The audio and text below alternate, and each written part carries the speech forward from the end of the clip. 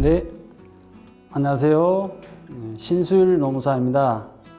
오늘은 여러분들하고 특수고용직 사회보험에 대하여 간단하게 여러분들하고 재밌는 시간을 가지려고 합니다. 우리가 용어의 개념에서 특수고용직 또는 특수형태 근로종사자, 노무 제공자, 플랫폼 종사자, 많은 용어 개념이 있는데 여기서 간단하게 용어를 좀 정리하고 들어가 볼까 합니다. 우리 산재보험법에서는 특수고용직을 특수형태 근로종사자라고 표명하고 있습니다. 그리고 고용보험법에서는 노무 제공자라는 표현을 쓰고 있고요. 그리고 플랫폼 종사자에 관한 보호에 관한 법률에서는 플랫폼 종사자 이런 용어를 지금 쓰고 있는데, 플랫폼 종사자 보호에 관한 법률은 아직까지 국회에서 계류 중이라 가지고 나중에 이제 확정이 되면은 공식적인 이제 용어가 사용되지 않겠나 하는 생각이 들고요. 오늘은 특수고용직, 줄여서 이제 특고 이런 표현을 씁니다만은 여기는 특수형태 근로종사자와 그 다음에 노무제공자 유사한 의미이기 때문에 같은 개념으로 사용한다는 점을 미리 양지해 드리면서 함께 내용을 보도록 하겠습니다. 자, 우리가 이제 특수 형태 근로자라 하면은 근로자가 아니면서 다른 사람의 사업을 위해서 직접 노무를 제공하고 일정한 대가, 즉 보수든 월급을 받는 이런 계약을 체결하고 근무하는 형태의 근로자를, 종사자를 우리가 특수 형태 근로 종사자라고 이제 표현을 합니다. 그리고 이 특수 형태 근로 종사자는 학습지 교사부터 골프장 캐디부터 다양한 직종에 해당되는 사람입니다. 일반적으로 특수 형태의 근로 종사자들이 한 15개의 직종에 해당이 됩니다.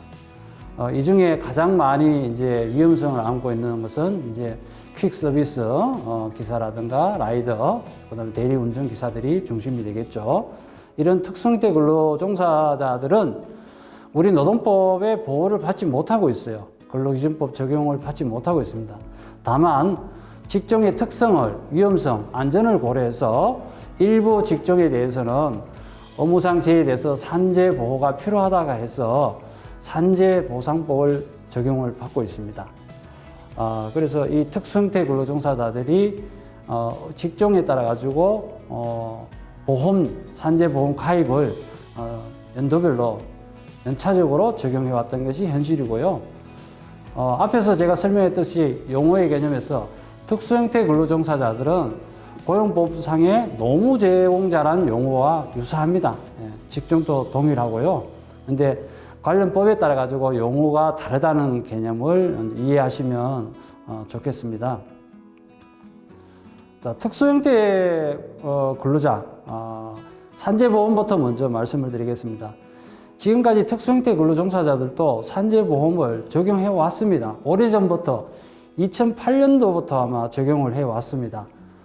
그래서 2008년도부터 단계적으로 직종별로 이렇게 적용을 해 왔고요. 거의 금년도 2021년도 금년 7월 1일부까지는 소프트웨어 기술자, 프리랜서에 해당되는 분들까지 전면 다 적용하는 걸로 되어 있습니다. 근데 이제 핵심은 이거죠. 2008년도부터 특수고용 근로 형태 종사자들에게 산재보험이 적용되어 왔지만은 실제 가입률이 저조했다는 것이 중요한 내용입니다. 왜 가입률이 저조했냐? 사업주도 특수형태 근로종사자의 안전을 고려해서 가입을 유도하고 또 실행에 옮겨야 되는데 여러 가지 사유와 이유를 근거로 해서 가입을 하지 않는 그런 분위기가 지배적인 것이 현실이었습니다. 근데 이제 라이드라든가 배달기사 이런 분들은 안전을 담보로 해서 임금 또는 보수를 가져오는 분들이기 때문에 무엇보다도 근로에 있어서 안전 중요한 점에 있어서 이제 법이 개정됐습니다. 그래서 어떻게 보면 특수형태 근로종사자들에게 강제적으로 산재보험을 적용을 해야 되겠다 해서 이번에 획기적으로 법을 개정을 하게 됐습니다. 그러면서 이제 예외적으로 비록 특수형태 근로종사자 하더라도 적용 예외사항 3가지를 사유로 해서 할 경우에는 적용을 제외하도록 했습니다. 그 첫 번째가 바로 특수형태 근로자 당사자들이 실질적으로 부상이나 질병, 임신, 출산, 육아로 1개월 이상 휴업하는 경우, 그리고 사업주의 어떤 기책 사유에 따라서 1개월 이상 사업이 휴업하는 경우, 그 다음에 세 번째는 사업주가 천재지변, 전쟁 또는 이에 준하는 어떤 재난이나 그 다음에 감염병의 확산으로 불가피하게 1개월 이상 휴업하는 경우를 제외하고는 모두 직종 구분 없이 산재보험이 강제 적용된다는 점을 다시 한번 여러분하고 공유하고자 합니다. 그리고 특수형태 고용 종사자들이 2008년도부터 직종별로 산재보험이 확대 적용된 내용이 바로 이 장표의 내용입니다.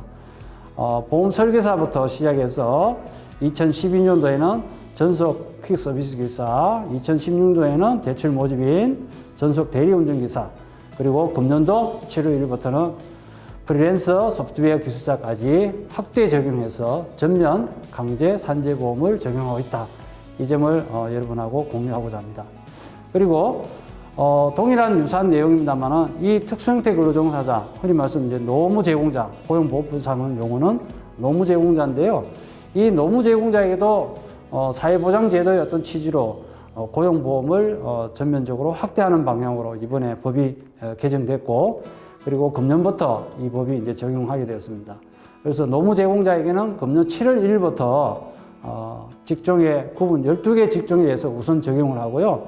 내년 1월 1일자로 퀵서비 기사와 대리운전 기사들도 전면 고용보험을 가입하도록 그렇게 법을 개정하였습니다. 그러면 노무 제공자들이 고용보험에 가입할 수 있는 기준은 뭐냐? 기준은 월보수 기준으로 합니다. 그래서 월보수 기준이 80만 원 이상이면 당연 적용 가입자로 전환이 되고요. 사업주들은 노무 제공자의 고용보험료를 보수해서 원천 징수해서 공단에 납부할 수 있도록 이렇게 법이 개정되었습니다. 그리고 이 보수는 월 80만 원입니다만은 노무 제공자들이 하나의 어떤 전속 사업주와 위탁 계약을 통해서 업무를 수행할 수도 있지만은 여러 개의 어떤 사업자를 통해 가지고 또 업무를 수행할 수 있기 때문에 이 여러 개, 2개 이상의 사업자와 위탁 계약을 해서 보수를 받는 금액이 다양하기 때문에 이거를 또 2022년 1월부터는 합산해서 보수를 신고할 수 있도록 본인이 원할 경우는 신고할 수 있도록 그렇게 법이 정리되어 있습니다. 자, 그러면은 고용보험에 가입할 경우에 노무 제공자들이 수혜를 받는 사회보험 혜택은 크게 두 가지입니다. 하나는 실업급여입니다. 그야말로 이 실업급여는 노무 제공자들도 그야말로 비자발적으로 이직하고 취업을 못하면은 사회보장제도 차원에서 급여를 받을 수 있도록 이렇게 법이 개정됐고요. 이거를 우리가 구직급여라 합니다. 그래서 구직급여 수급 요건은 세 가지 기준을 충족해야 됩니다. 첫 번째는 이직 전 24개월 중에 12개월 이상 고용보험료를 납부를 해야 되고요. 두 번째는 당연히 비자발적, 본인이 스스로 사직, 퇴직을 하면 안 된다는 얘기죠. 예, 비자발적 이직. 그리고 그 기간 동안에 취업을 하지 못했을 경우에 여기에 세 가지 해당될 경우에는 구직급여를 받을 수 있다. 이런 말씀을 드리고요. 물론 비자발적 이직이지만은 자발적 이직일 경우에도 실업급여를 받을 수 있도록 예외 조항은 있다. 그 예외 조항 중에서 특별히 이제 정부에서 이제 추진하는 내용이 일정 노무 제공자들의 보수는 보수가 일정하지 않기 때문에 일정 수준 이하의 어떤 소득 감소 보수를 얻을 경우에는 구직급여를 받을 수 있도록 그렇게 내용이 정리되어 있습니다. 그다음 두 번째는 이제 출산 전후 휴가급여입니다. 마찬가지로 사회보장제도 차원에서 출산일 전 3개월 이상 보험료를 납부를 해야 되고요. 소정기간 동안에 당연히 노무 제공이 없어야 되겠죠. 그리고 이 출산 휴가급여는 발생일로부터 12개월 이내에 노무 제공자가 신청해야만 이 출산 전후 휴가 급여를 받을 수 있다는 것을 설명을 드리겠습니다.